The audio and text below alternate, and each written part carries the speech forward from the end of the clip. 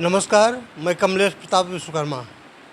हमारे साथ में विश्वकर्मा एकीकरण अभियान के उत्तर प्रदेश के प्रभारी नरेश पांचाल एडवोकेट मौजूद हैं। आपका विश्वकर्मा किरण में बहुत बहुत स्वागत है। धन्यवाद। आपका भी बहुत, आपके चैनल का भी बहुत बहुत स्वागत। धन्यवाद।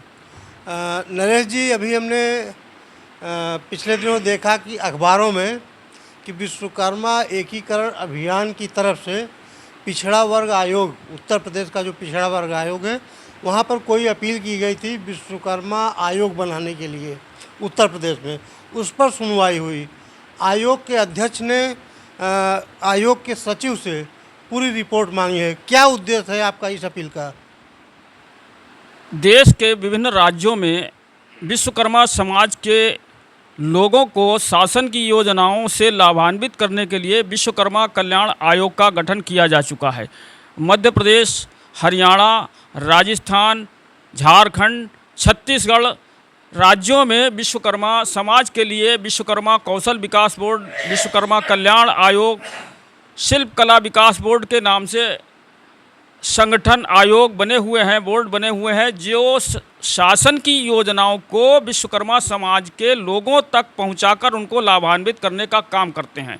इसी उद्देश्य को लेकर पिछले 2 वर्षों से हमने उत्तर प्रदेश में विश्वकर्मा कल्याण आयोग गठित हो, इसके लिए मुख्यमंत्री को संबोधित पत्र अपने शहर के विधायक और प्रदेश के संसदीय वित्त कार्य मंत्री श्रीमान सुरेश खन्ना जी को दिया था, जो उन्होंने अपनी संस्तुति के साथ माननीय मुख्यमंत्री को भेजा।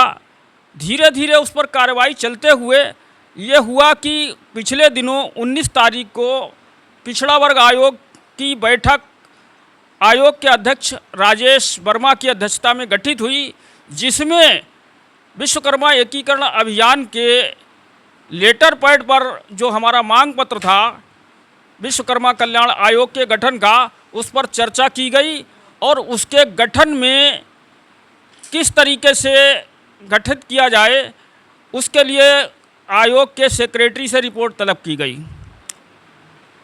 उम्मीद है कि शीघ्र ही इस विश्वकर्मा कल्याण आयोग का गठन होगा। मेरी सरकार से ये मांग थी कि उत्तर प्रदेश में एक न्यूनतम 5 सदस्यीय विश्वकर्मा कल्याण आयोग का गठन हो, जिसमें 1 अध्यक्ष और 4 सदस्य हों। वो 4 सदस्य उत्तर प्रदेश के चारों कोनों से लिए जाएं और इन आयोग के अध्यक्ष और सदस्यों का ये काम होगा कि शासन की जो योजनाएं हैं, जिसका सीधा सीधा लाभ विश्वकर्मा समाज के शोषित, उपेक्षित और साधनहीन व्यक्तियों को मिलना चाहिए, वो ज़्यादा से ज़्यादा लोगों को मिले। ये हमारे इस आयोग के गठित होने पर संभव हो पाएगा। इस समय वर्तमान में जो पिछड़ा वर्ग आयोग या अन्य सन्निर्माण कर्मकार बोर्ड बना हुआ है, ये तमाम योजनाएं जो प्रोफेशनल कारीगर तकनीकी विधा से जुड़े हुए लोग हैं, उनको लाभान्वित करने का काम करता है। लेकिन विश्वकर्मा समाज में जागरूकता न होने की वजह से, शासन सत्ता में विश्वकर्मा समाज का कोई व्यक्ति न होने की वजह से इस शासन की योजनाओं का लाभ विश्वकर्मा समाज के उस ज़रूरतमंद व्यक्ति तक नहीं पहुंच पाता है। नरेश जी, एक मिनट, आपने कहा शासन सत्ता में व्यक्ति न होने, हंसराज विश्वकर्मा जी हैं, मंत्री हैं, शासन में तो हैं। जी, मैं बताता हूँ। हंसराज विश्वकर्मा जी जो मंत्री हैं, वो भारतीय जनता पार्टी के जिला अध्यक्ष होने के बाद उनको विश्वकर्मा समाज के प्रतिनिधि के तौर पर विधान परिषद का सदस्य बनाया गया और विश्वकर्मा समाज की सत्ता में भागीदारी प्रदर्शित हो, इसलिए उनको राज्य मंत्री का दर्जा दिया गया। चूंकि वो जिला अध्यक्ष भी रहे हैं, इसलिए उन्होंने, जिला अध्यक्ष के पास इतना काम होता है कि वो अपने बनारस से बाहर निकलकर समाज के प्रति कोई योगदान नहीं कर पाए। अब भी उनके पास जो जिम्मेदारी है उससे सर्वाधिक, चूंकि बनारस जनपद माननीय प्रधानमंत्री का निर्वाचन क्षेत्र है, इसलिए सर्वाधिक समय वो वहाँ देते हैं। प्रदेश के विभिन्न जनपदों में उनका दौरा नहीं हो पाता है। विश्वकर्मा कल्याण आयोग का गठन होने के बाद जो उसका अध्यक्ष और सदस्य बनेंगे, उनकी केवल यही जिम्मेदारी हो कि समाज के लोगों को शासन की योजनाओं का लाभ पहुंचाएं और वही व्यक्ति जो विश्वकर्मा समाज के संगठन से जुड़ा हुआ व्यक्ति शासन और सत्ता में भागीदार बनेगा, वही व्यक्ति समाज को लाभान्वित करके शासन की योजनाओं को पहुंचा सकता है। एक बात और, नरेश जी, आपने कहा कि शासन की योजनाओं का लाभ विश्वकर्मा समाज के लोगों तक पहुँचे। क्या आयोग कोई ऐसा अध्ययन नहीं करेगा कि समाज को क्या ज़रूरत है, कहाँ क्या होना चाहिए, इसका भी अध्ययन करके आयोग सरकार को अवगत कराए और उस पर क्रियान्वयन कराए? आयोग का जो गठित होगा उसकी एक नियमावली तैयार होगी जो समाज के पिछड़े वर्गों, विश्वकर्मा समाज के जो पिछड़े वर्ग हैं, भूमिहीन हैं, साधनहीन हैं, रोजगारहीन हैं, शिक्षाहीन हैं, आवासहीन है, शासन की सारी योजनाओं का लाभ विश्वकर्मा समाज के ज़रूरतमंद लोगों को मिले।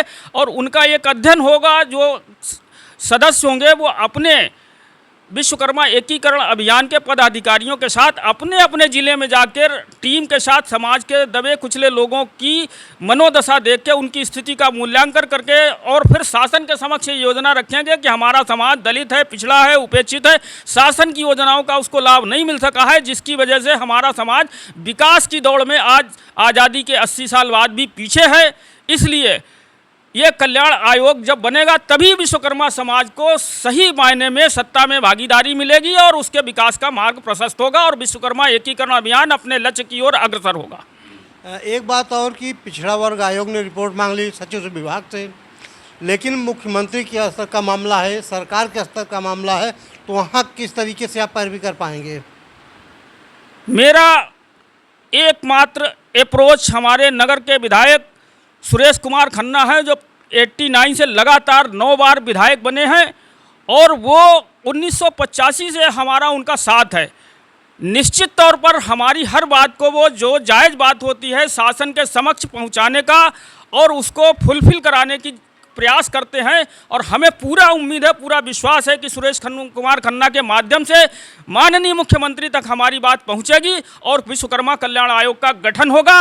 और इसमें सुरेश कुमार खन्ना और माननीय योगी आदित्यनाथ की बहुत बड़ी भूमिका होगी, जो विश्वकर्मा समाज के कल्याण के लिए मार्ग का प्रशस्त करेगी। चलिए, इस कार्य में ईश्वर आपको सफलता प्रदान करे और अतिशीघ्र विश्वकर्मा कल्याण आयोग उत्तर प्रदेश में गठित हो। बातचीत करने के लिए और जानकारी देने के लिए बहुत बहुत धन्यवाद आपका। धन्यवाद कमलेश प्रताप जी।